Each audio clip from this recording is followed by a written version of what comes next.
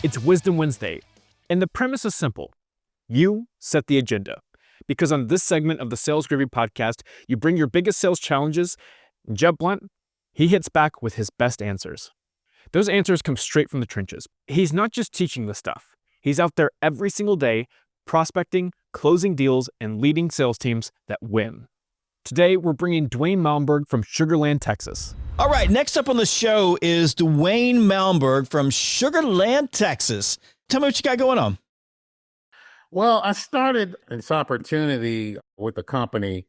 I can actually do it from home. I've actually been working from home for a while. Been in the sales game since the 90s, inside sales, appointment setting. And I had stopped doing appointment setting and any type of thing on the phone. It's been about a little over 2 years. So when this opportunity came along, I was like, okay, well, let me get back in the game. And so I was trying to get my mindset right, but I noticed that when I started having thoughts about getting on the phone again, I started having those fears like I was new again. And I was like, whoa, what's going on, And so I've been looking at, your sales videos and different ones about getting through the gatekeeper again. And what's funny is a lot of stuff about getting through the gatekeeper, I remember I used to use. And so I was like, okay, so I'm trying to get over that feeling, get that mindset back about getting on the phone, hitting it. And I actually was good too. So that's the thing, you know?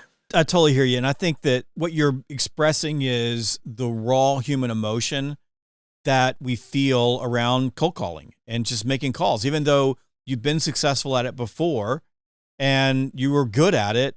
Now you're looking at calling invisible strangers again, and it creates a level of emotional angst and fear. And this is something that I explain to young salespeople all the time. I've made tens of thousands of cold calls. I make them with my clients when I'm in training them. I'm like, give me a list, I'll call with you. And I still feel that trepidation when I get up in the morning, and I'll feel it tomorrow when I get up in the morning and I call my list. I'm going to feel the first couple of calls, that level of trepidation. It's just natural. It's human. And I'll give you a good example of why your question is important and what we have to start thinking about as human beings when we face these types of fears. 5 years or so ago, I got invited to jump out of an airplane with the United States Army Golden Knights. It's a pretty cool thing, right? You're jumping off with the pinnacle of paratroopers in the world. They invited me. So I go to Fort Knox and I get briefed in and I get ready to go on this thing. And I'm scared to death, like up to the point where one of the sergeants who was briefing us in came up to me and said, "Sir, are you okay?" I looked frightened. So we go down to the hangar to get on the airplane. I'm like, I'm okay. And I'm like, my heart's beating. I'm afraid. We get on the airplane. I'm tandem jumping with a Golden Knight, and we're getting strapped in and everything. And I just turn to the guy and go, like, do you ever get scared? Like, you're jumping out of an airplane. And he said, completely honest. He goes, yeah. He goes, of course I do. My heart's beating a little bit when I jump out of an airplane because it's an airplane. And, I don't know what's going to happen. He goes, but I've done it so many times and I got a routine, and we were going through the whole routine. He goes, I just go through this routine. And because I go through this routine every single time, I'm able to get past the fear and then make the jump. And the jump was awesome. I had a really, really good time, but it was a good lesson for all of us as we look at things that make us afraid is what's the routine that we're going through in order to make the call? My guess is that if you go back and think about where you were in the past making calls, that there was just this mental routine that you went through before you made the first phone call of the day, which, by the way, is the hardest one because you're picking up a 10,000-pound weight to make the phone call. I would go through that and start, thinking about it. The second thing that I would think about is something called the pull strategy or the big pull, but making an outbound call, a cold call, is hard. That's why you and I are talking right now. It's hard because it's scary. The thing is that it's not going to get any less scary. It's going to continue to be scary because we're calling invisible strangers. It's just human. There's a reason why you're doing this. You took this job because you want something. And that something could be a paycheck, or that something could be a goal, or that something could be, I've got something I want to buy, or I want to move up in my life, or whatever it is. What you got to have is that thing out there that's driving you. Because when you're thinking about something as scary as jumping out of an airplane or making a cold call, facing rejection, if you don't have a big pull, like if you don't have something that you want more than dealing with the fear right now, you'll end up procrastinating. So the discipline to run a prospecting block and do your prospecting is the discipline to sacrifice what you want now, which is easy, for what you want most, which is something else. So my first piece of advice would be sit down and write down what you want. Like, why am I doing this? What's the process? What do I want? So that when you start your day, that's what you're focusing on, not whatever's happening in the call. And I guarantee you that if you look in your past, because you've been doing this for a long time, you've done that in the past, and you just forgot to do it this time. That would be number one. Number two is you know how to make the call. Like telling you to make the call, you know how to pick the phone up, have a conversation with someone. You already know how to get past gatekeepers. You're pulling all of that in. What you've got is to focus on your core mindset. And that's something that you just got to build. So listen to the Sales Gravy podcast. We're podcasting 3 days a week. We're having these conversations. Listen to them. I highly recommend listening to or reading my book, Fanatical Prospecting. That book's been, I don't know, a couple million copies worldwide. People use it everywhere. The first part of that book, the mindset part of the book, will help you. And then the frameworks for, conducting a call or for messaging or for getting past gatekeepers, you'll find all that in there. I think for you, a veteran who's been doing this for a long time, a lot of it's going to sound like, hey, I used to do this. I already know how to do this. This is pretty good. It'll remind you of those things. But what I've always found is that when I'm in a situation where I feel fear or I feel emotional angst, if I'm putting good stuff in my ears, right, or I'm putting good stuff in my eyes, it has a tendency to make my heart stronger and build my courage. And I'll give you an example of this from my own past, but there was a time in my past where I was exactly where you are. I was uncomfortable. I was fearful. I was second guessing myself. I'd lost my confidence and I didn't know exactly how to get out of it. So what I did was I started breaking up my calls into very small, short blocks, like sometimes just 5 minutes. I'd make 5 calls in 5 minutes, or I would do 10 minutes or 15 minutes. And we call these high intensity prospecting sprints today, but back then I called it therapy because I was having a hard time making the call, right? So what I would do is I would say, okay, I'm going to make 10 dials and then I'm going to read. And I would make 10 dials and then I would read a book about sales that would motivate me or inspire me. I would read something that would be inspirational. Or in this case, I might watch a YouTube video, or I might listen to a segment of a podcast. And then I would do 10 more, and then 10 more, and then 10 more. And what I found was there were 2 things that happened. One, by actually doing it and not thinking about it, I actually got better at doing it. And I got what they call sales endorphins. When you're actually doing it, you actually feel good about yourself because now hey, I can do this. I'm fine. Everything's okay. By breaking it up into short little spurts, it was easier for my brain to wrap around actually doing it, right? So if you said, I need you to make cold calls all day long, Dwayne, you're like, man, that's a lot, right? But if I said, hey, can you just knock out 5 calls for me? You'd be, I can do that. Then what I would back that up with is something that is inspiring me. Like I'm putting information in my heart. So you would make 10 minutes of calls and then you would read Fanatical Prospecting for 10 minutes. And then you make 10 minutes of call and then you read Fanatical Prospecting for 10 minutes, right? So what you're doing is you're building back that muscle that you've kind of lost over the last couple of years, which brings me to my last point, which is building the muscle. Let's say you were a bodybuilder and you worked out really heavily in your 30s, and then you had kids, like you got into a career, you quit working out, you quit doing all those things, and you decided one day, I'm going back in the gym, I'm going to get back in shape. You're not going to go into the gym and get on the bench press and go bench press like 250 pounds. You're going to go on the bench press like me, and you're going to start off with 2 20-pound dumbbells, right? And you're going to do some reps on that. And you're going to build your way into bench pressing 250 pounds. That's where you are right now. You got to build the muscle back. You already know, you know how to do it. You got the muscle memory. Everything is saying, I got this. But you can't go into the gym and go do a full workout the same way you did, 5 years ago. Right now. So little at a time, build out your mindset, right? Go back to the things that you're doing to right now, learn and focus on your skill set, focus on setting those goals so that you've got something that you're going for.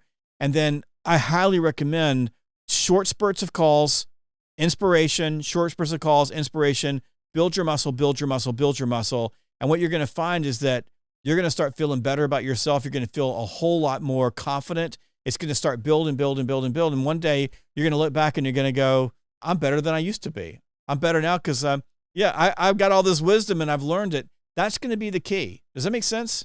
Yeah, yeah, it makes a lot of sense. And a lot of things you touched on, about how I'm feeling. And that makes sense though about building the muscle back, because that's something you said, I actually, was working out for a while, then I stopped, and then I was like, yeah, I can't go back to what I was doing. So little by little. Yeah. Yeah, I appreciate that. I wrote down another question too. Like, for example, I have a lot of responsibilities. And not to get too much into my personal life, but I have my wife's disabled, so I'm actually her caregiver. That's why, years ago I started working from home to have that type of freedom where I can go ahead and take her to the doctor. As a matter of fact, when we leave here, I got to take her to the doctor. Yeah. So my time management is something that I need to learn how to build back to. What kind of advice can you get to that? I would go back to, from a time management standpoint, the most important thing that you can do is just block your day. So you've got a lot of responsibilities. If those responsibilities are going to impact your ability to do your prospecting and do your sales calls, then what you want to do is concentrate and focus your time, your prospecting time, in a really short block. So these high intensity prospecting sprints, what we're doing is we're getting as much prospecting as we possibly can in the shortest time that we possibly can with the greatest possible outcome. Start your day with the most important, highest priority sales activity that you possibly can do. And then go, I'm going to do this really hard for 15 minutes or really hard for an hour. If you don't block it, like if you just leave it open with all the responsibilities you're going to have to do, you're going to end up diluting your time. So you're going to have to go get what we call ruthless prioritization. You're going to say the first hour of the day, then I'm not doing anything but this. I've got a doctor's appointment that I need to take my wife to. That's going to be at 3:00 in the afternoon. So that's going to take 3 hours. I'm going to go do that then, but also think, if I'm taking my wife to a doctor's appointment, if there's time at the doctor's appointment where they don't need me, take a prospecting list with you and say, while I'm there, I'm going to knock out 5 calls while I'm there, or 10 calls while I'm there in the waiting room. So start trying to use every moment of your time for that sales activity. But most important for you is get your calendar laid out in core blocks for all the things that you have to do. And my best recommendation is front load your day, start your day with your most intense sales activities, because when you got a lot of stuff going on and you're also doing the hardest job in sales, which is making outbound calls, by the time you get to the end of your day, you're worn out, you're tired, your willpower's worn out, right? It's going to be a lot harder for you at the end of the day to find the motivation and inspiration to go interrupt strangers. It's a lot easier for you in the first thing in the morning, and you're going to feel more confident in the morning. So organize your day around your responsibilities and your emotional energy so that you're in the right place for who you are at that time to get what you need to get done during the day, so that you're leveraging yourself, your best self, in each of those activities. Yeah, I appreciate that. And start in the morning, I think, is best. That was already kind of my mindset, was in the morning, because it's true. By the time the afternoon comes, I'm like, but if I start in the morning and then I'm already motivated, and say, if I got stuff done, I can kind of feed off of the morning motivation. Go, okay, I can make some calls this afternoon. So yeah, I appreciate that. That makes sense. And you already kind of touched on another question of mine about mindset in regards to rejection. I know that's part of the game. I just have to get back, like you said, that muscle of, even if it is personal, it doesn't matter. Yes. And the book that I would highly recommend is an audiobook or in print. I wrote a book called Objections, super popular book. And the Objections book walks you through specifically how to deal with the human emotion of rejection. And it gives you specific frameworks for handling rejection. I don't glorify rejection because there's nothing to glorify. It's not fun. Nobody wants to feel rejected. And it's not a fluff book about, hey, you just got to roll off your back. It actually teaches you that the way that you feel about being rejected is real. And here are some things that you can do in order to handle that fear of rejection so that you can still go do your job in sales. Folks, if you want to be on with me, if you got questions like this, I don't always have the right answers, but I'm happy to have a conversation with you, and I'd love to have a conversation with you. All you got to do is go to salesgravy.com/ask, and we'll get you on the show. Dwayne, good luck for you. I believe in you. I've got hope, and I'm sending you all my best wishes and good vibrations to go out there and crush it. I appreciate that. I need that. Thank you very All right. much. Have a good one, Dwayne. All right. Thank you. You too. That knot you feel in your gut right before a cold call, it's human. And the only real cure is doing it again. You need to start each day with your highest value sales activity. Run high intensity prospecting sprints that last just 5 minutes, and if you can, get it to 15 minutes of non-stop action. And pair each sprint with the quickest blast of mindset fuel. Use the big pull. Write down what you want most in your future and let that massive goal overpower today's tiny discomfort. Block your calendar ruthlessly and celebrate those small wins and rebuild that muscle every single day. Because confidence always follows action.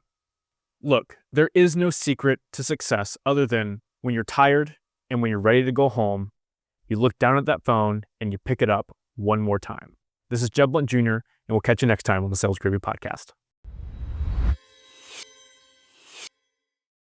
Thank you so much for watching this video. Please make sure to click like and subscribe so you never miss a single video. And if you want more sales training content, go to learn.salesgravy.com.